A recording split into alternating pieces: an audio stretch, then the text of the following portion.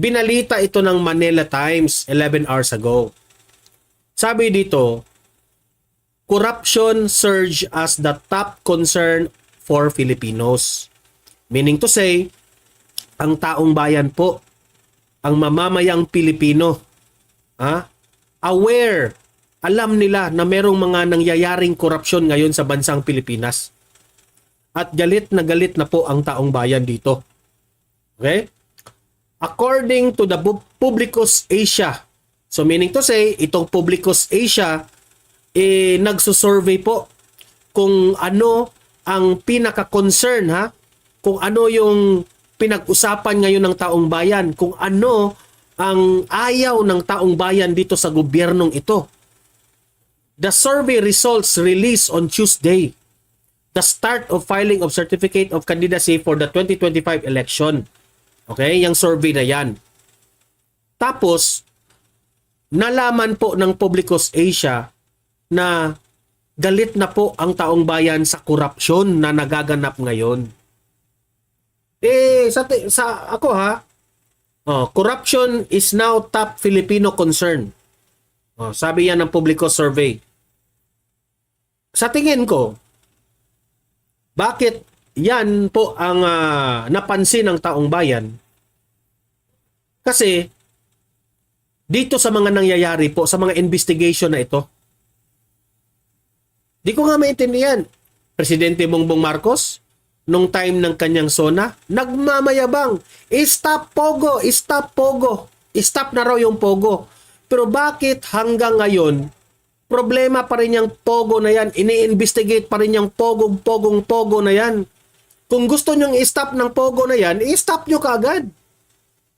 Political will, gawin nyo. Diba? Nagtatanong lang kami, baka siguro may pinipili kayo dyan. Stop Pogo ba o pinalitan lang yung pangalan na Pogo? Nagtatanong ang taong bayan. Kasi mahirap kasi yabang tayo ng yabang sa SONA pero wala namang sagawa. Lagi kayong nag-iikot sa iba't ibang parte ng bansa natin pero ayuda pa rin ang inuuna ninyo. Nagmamayabang pa kayo dyan sa Pangil Bridge na yan na gawa yan kay Duterte. Di ba? Huwag na tayong magbulahan.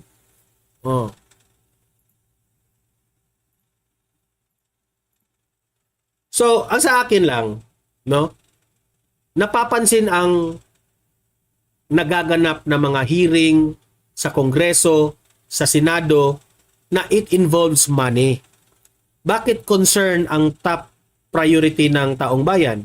Isa na doon, yung flood control project. Gusto malinawagan ang taong bayan, anong nangyari sa flood control project? Ano itong 1.4 billion a day? We need to understand this one. Gusto namin magpaliwanag ang gobyernong ito. Gusto makita ng taong bayan ang resulta. Grabe!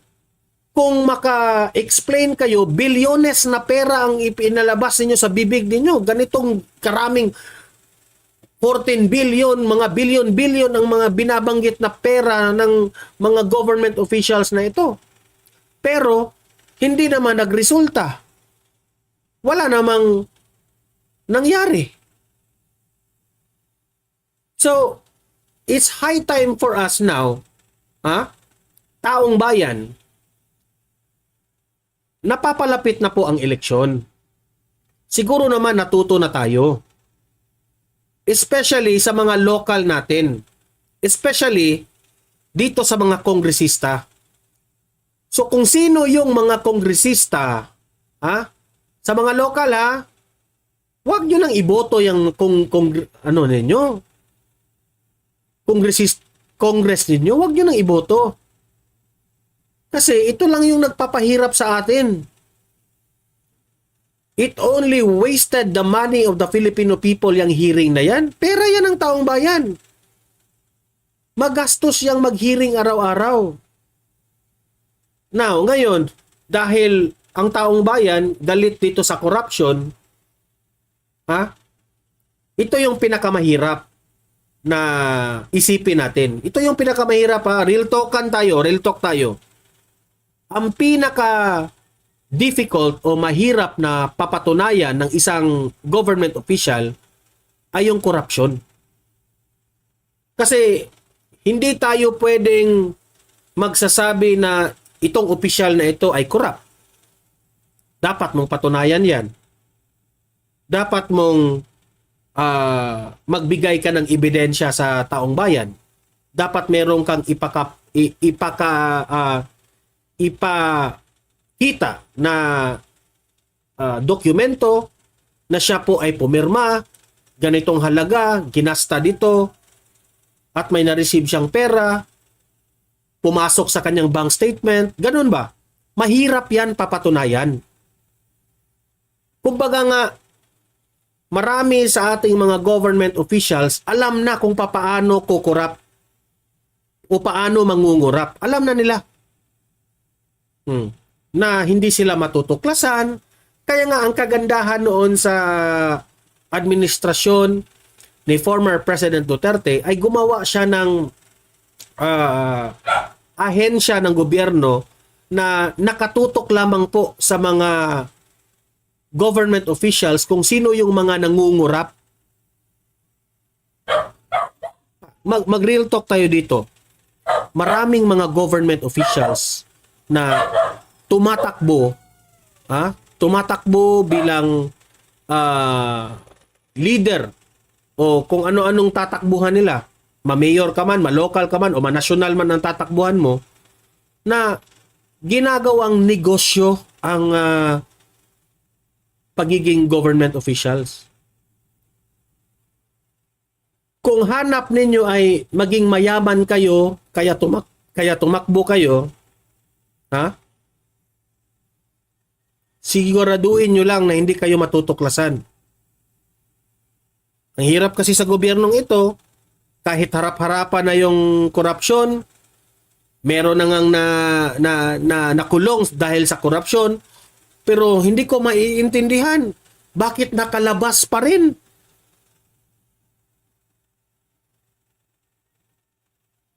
The number one reason bakit hindi uunlad ang bansang Pilipinas, it's not the Filipino people. It's not the Filipino people ang reason. Ang reason dito ay yung mga ginagawa ng government officials. Itong ating mga government officials, marunong mambola. Kay ganda ang kanilang sasabihin during the campaign. Nauuto tayo, pati nga ako nauuto tayo. Binoto natin, pero hindi pala nila gagawin. Isa na dyan, si Bongbong Marcos. Binoto ko yan. Dahil lahat ng mga sinasabi niya, gusto ko. At the end of the day, wala pala kahit isang ginagawa na pangako niya. Robby Tabio, sila po, itong mayor ng ating mga moderators, sila po. So, ano ang lesson na makukuha natin dito?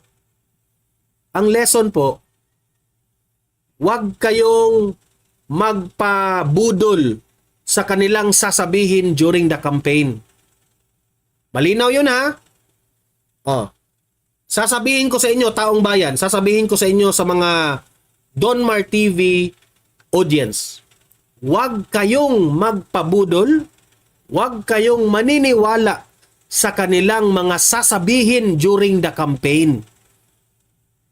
Parang awa nyo na. Huwag kayong maniniwala. Okay? Kahit sino pa yung government official during sa kampanya na darating, huwag kayong maniniwala sa kanilang sasabihin. Kasi napapatunayan na natin sa ilang mga nagdaang eleksyon, lahat yan ay bula lamang. Bula tayo tayo nandyan sa campaign, hindi naman ito gagawin nila. That's the reality. Hindi nila ginagawa ang kanilang mga pinagsasabi.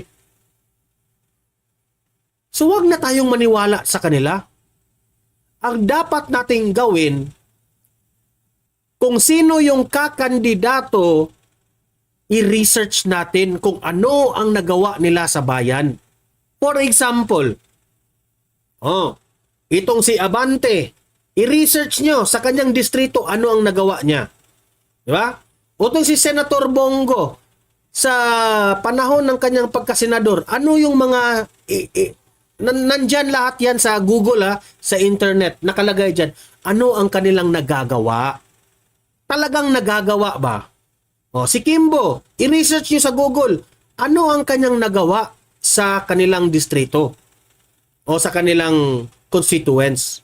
I-research ninyo kung sino yung magaling na results, kung sino yung mga maraming dokumentong ikapakita na magaling sila, yun ang iboto natin. Kasi kung puro laway lamang ang papaniwalaan natin during the campaign, hindi. Di ba? Sino yung may prinsipyo? Tandaan natin yung mga kandidato na dating kinalaban si Bongbong Marcos.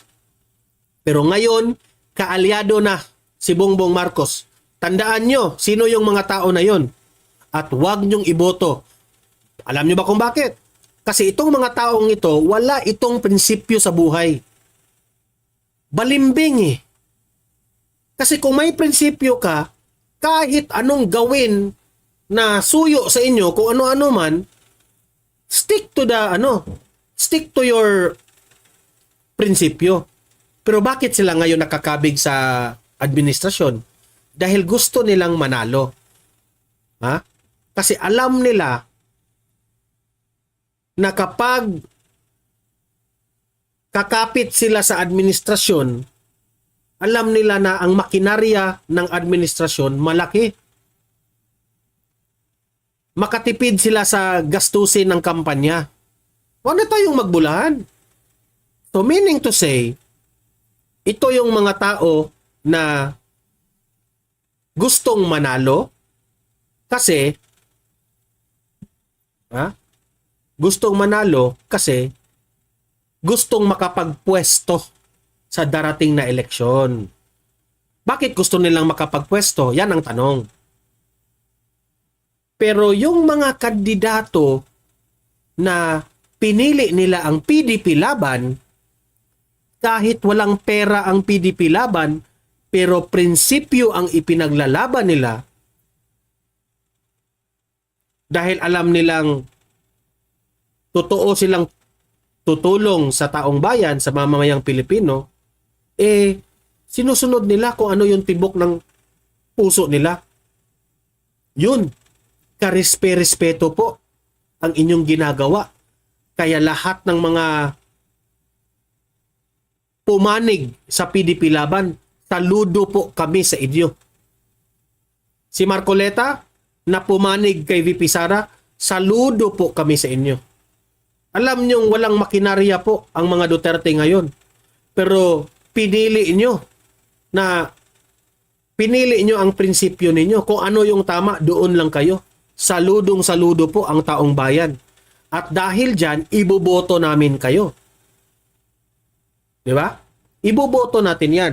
Yan ang isusukli natin dito sa mga government official na ito na may paninindigan. May, kung tinatawag nating maprinsipyo. Manny Pacquiao, kinalaban si Bongbong Marcos, ngayon nakipag-alyado.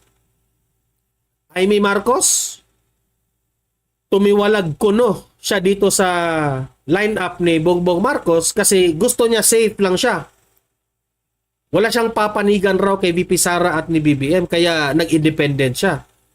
Huwag mo kaming bulahin, Amy Marcos. Gusto mo ring manalo kasi alam mo na kung papanig ka kay BBM, dihado ka sa mga Duterte na supporters. Kung papanig ka man kay VP Sara, dihado ka man sa supporters ng Bangag. Ito lang yung masasabi ko sa inyo. Kung ano talaga ang sa tingin ay tama mo, sana doon ka na lang pumanig. Kasi dalawa lang yan, Amy ha? Dalawa lang yan. Either si Bongbong Marcos or si VP Sara ang tama. Kaya nga hindi sila magkakaintindihan Kasi isa sa kanila ay may tama o mali. So, ano ba sa tingin ang tama mo, Amy Marcos? Sino ba ang tama sa kanilang dalawa? Sino ba ang mali sa kanilang dalawa? At kailangan mo talagang pumanig ng isa basing on your prinsipyo. Pero sa tingin namin, ang nangyayari ngayon, wala kang pinapanigan kasi gusto mo, hakot mo lahat, hakot mo yung Duterte, hakot mo rin yung mga Marcos. Hindi ganyan. Amy Marcos, hindi ka pa rin namin, ako na mismo ang magsasabi, mga DDS, wag nyong iboto si Amy Marcos. Yun lang. Ewan ko na lang sa mga loyalista kung iboto ka pa. Wala kaming right dyan sa mga nagpapanggap na mga loyalista na yan. Basta dito, 0 vote to Amy Marcos. Magprangkahan na tayo dito. Okay? Huwag niyong dugong Marcos ka eh. Dugong Marcos ka. Kahit anong sabihin mo. Kahit kaibigan kayo ni VP Sara. Kung totoo kang kaibigan ni VP Sara, dapat pumanig ka kay VP Sara. So wala pa rin. Wala kaming makukuha sa inyo. Okay? So, ako po ay natutuwa na ang taong bayan, corruption is now the top priority concern of the Filipino people. Okay? So guys, araw-arawin ko talaga ang mag-a-advise sa inyo na iboto natin ang tama. Ha? Kaya nga may evaluation tayo dito ha. Bukas o mamaya mag-i-evaluate po tayo kung sino ang iboto natin. Mamaya ha, mag-relive ako. Question and answer tayo kung sino ang dapat nating iboto the upcoming election sa senator, okay? Alam kong mapag-usapan natin yan dito. Can we have a discussion para alam natin, no? You can put your concerns and your suggestions dito sa ating chat box, babasahin natin yan at pagdidebatihan natin kung may nagawa ba itong tao na ito o wala. Okay? At yan, meron naman na tayong lineup done. Okay? So, dapat rin natin yung i-review at i-discuss. Okay? So, huwag kalimutan, mag-comment, mag-react dito sa live natin ngayon. Sa mga magre-reply ha, mag-comment, mag-react. Pag-usapan natin ito sa comment section. Itong ating pinag-usapan. And don't forget na importante talagang mag-like and share para sa algorithm ng YouTube nakakalat ito. Okay? Like and share. And sa mga nagustuhan nyo ang ating live, itong ating vlog natin, mag-subscribe at follow na. Malaking bagay yan na mag-follow at subscribe. No? It will be a big help sa ating channel para lagi kayong updated rin sa ating mga balita. At yung mga cellphones ninyo, ma-notify araw-araw kung meron tayong breaking news. Okay? So, maraming salamat sa inyong lahat, sa mga moderators ko, at sa mga audience ngayon na mga nanonood. Maraming salamat po. Okay? Kayo po ang aking inspirasyon na ilahad sa inyo ang aking opinion sa nangyayari ngayon sa ating bansa. Kayo po, inspirasyon ko. Okay?